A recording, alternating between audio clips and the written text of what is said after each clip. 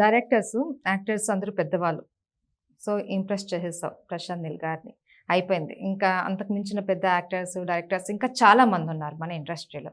ఫర్దర్‌గా నేను పలానా హీరోతో స్క్రీన్ షేర్ చేసుకోవాలి. హీరోయిన్ పక్క నేను యాక్ట్ చేయాలి అని అనుకుంటే ఎవరితోటి స్క్రీన్ షేర్ చేసుకోవాలని ఉంది? స్క్రీన్ షేర్ అంటే నాకు పవన్ కళ్యాణ్ సార్ చేసుకోవడం ఇష్టం. ఫేవరెటా?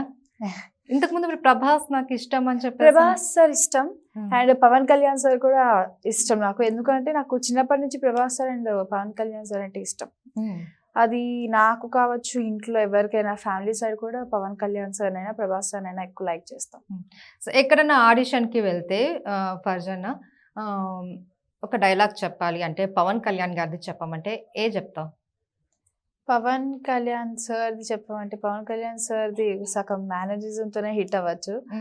డైలాగ్స్ అంటే లైక్ ఓకే, మేనరిజంతో కలిసిన డైలాగ్ చెప్పు.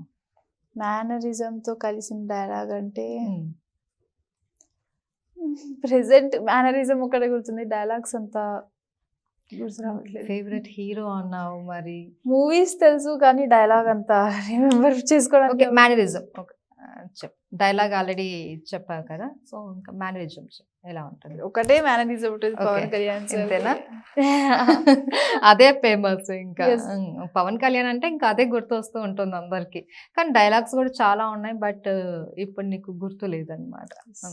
ఇంకా ట్రాన్స్ లోనే ఉన్నావా, సలార్ దాంట్లోనే ఉన్నావా? షూటింగ్ స్పాట్ లో ఉన్నట్లు అక్కడే నేను యాక్ట్ చేస్తున్నాను, షూటింగ్ స్పాట్ ని యాక్ట్ చేయడం అంటే ఇప్పుడు మిస్ అవుతున్నాను దాన్ని. ఎందుకు అంటే అక్కడ ఉన్న మూమెంట్స్ కానీ మెమరీస్ కానీ చాలా మిస్ అవుతున్నా. అక్కడ ఉండే మూమెంట్స్ మెమరీస్ చాలా క్రియేట్ చేసుకున్నాం. సడన్ గా అది అక్కడే ఆగిపోయింది లాస్ట్ డే లో అంటే ఇంకా కొంచెం తీసుకోలేకపోయింది అనేసి ఫీల్ అవుతున్నావు. ఏంటి నీకు బెస్ట్ అండ్ స్వీట్ మెమరీ అంటే? బెస్ట్ అండ్ స్వీట్ మెమరీ అంటే ప్రశాంత్ నీల్ సార్తో ఉన్న ప్రతిదీ బెస్ట్ అండ్ స్వీట్ మెమరీ. ఎందుకంటే ప్రశాంత్ నీల్ సార్ ఒక స్పెసిఫిక్ మెమరీ అనేది క్రియేట్ చేయలేదు, సార్తో ఉన్న 1 సెకండ్ కూడా చాలా మెమరబుల్ అయింది. అలా స్పెసిఫిక్ అనేది ఏం లేదు.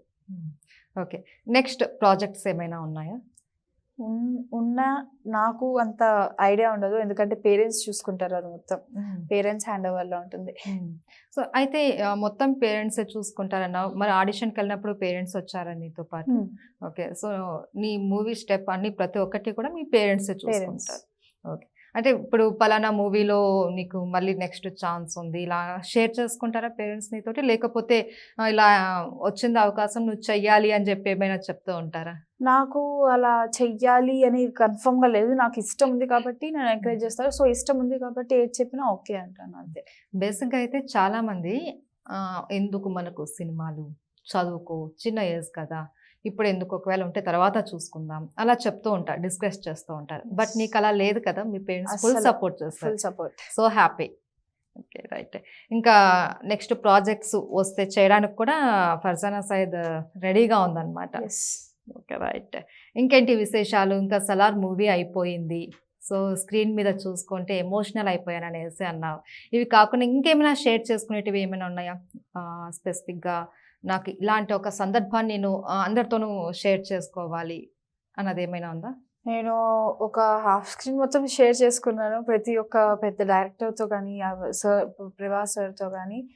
అంత పెద్ద స్క్రీన్ షేర్ చేసుకున్నాక ఇంకా మెమరబుల్స్ అనేవి అక్కడ చాలా ఉన్నాయి. ఇంకా సార్ నన్ను పిలవడం అంటే ఎక్కువ స్వీట్గా పిలవడం కానీ, అక్కడ టీం నన్ను ట్రీట్ చేసిన మేనరిజం కానీ చాలా నచ్చేది. ఎవరు కూడా పేరు పెట్టి కూడా పిలిచేవారు కాదు, కుట్టి కుట్టి కుట్టి అని పిలిచేవారు. ఎందుకంటే అప్పుడు సెట్లు అందరికన్నా చిన్నదాన్ని కాబట్టి అక్కడ కుట్టి కుట్టి అనేది ఎక్కువ ఉంటుంది. ఆ వర్డ్కి కొంచెం మిస్ అవుతున్నాను ఇప్పుడు.